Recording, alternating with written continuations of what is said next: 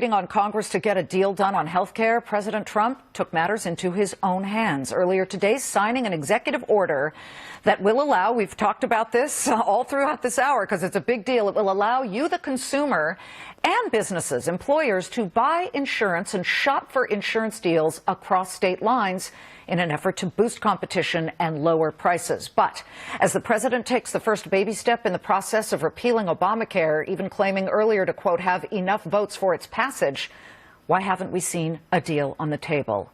The doctor who served on the front lines pushing the GOP health care plan in the House is Congressman Phil Roe of Tennessee.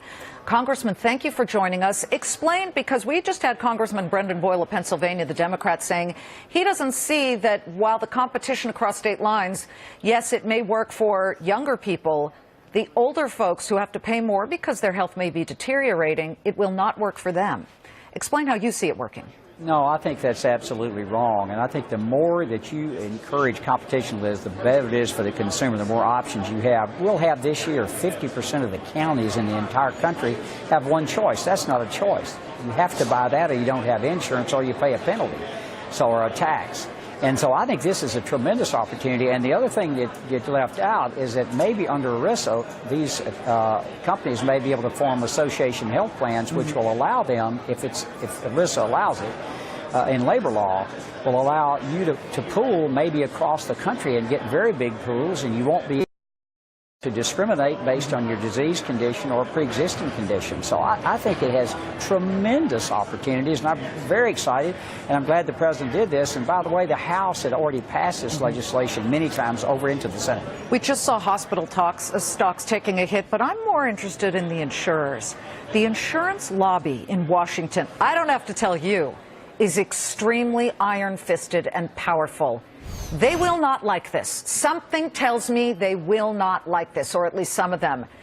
Could you ban them somehow from entering negotiations or discussions with any congressman or Senate, for that matter, and keep them away to give you guys a real opportunity to craft a bill that isn't tainted by the pharmaceutical lobby or the insurer lobby? Now, they're powerful, Liz. There's no question about it. And look, if I had 80 or 90% of the business in the state, I wouldn't want any competitor either. But we need the competition to lower the costs. And look, it's the only insurance that you can purchase that you cannot purchase across the state line. I've never seen an agent with my car insurance and all that, because I purchased it on the web. Yeah, so, of course. And so why not health insurance? Well, let's hear how President Trump said, as he signed the executive order, how this might work. Insurance companies will be fighting to get every single person signed up. And you will be hopefully negotiating, and you'll get such low prices for such great care. I couldn't agree more. It's time to put the insurers on their heels instead of in the front seat. But that said, what is the answer if older people start to see their premiums rise even as they are able to cross lines? Can you at least put something in there that protects the elderly and protects the poor? Well, you've got the over 65.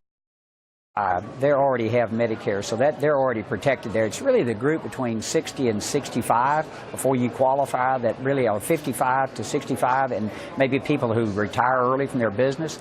I think if you make this plan good enough and the prices are right, you'll have the right mix of patients. You won't just have older, sicker patients, and that's exactly because of all the mandates, Liz, that's occurred with Obamacare right now. And as you've watched, more and more young people are paying the penalty. In my state in 2015, I bet you the numbers have flipped this year. 159,000 people paid the penalty, and about 200,000 actually got a subsidy.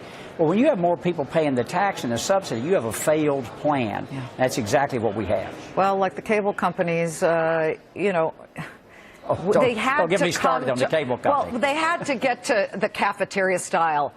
My mom may not be interested in ESPN3, but she was paying for it. And so you got to be able to pick and choose what works for you. Good to see you, Doctor.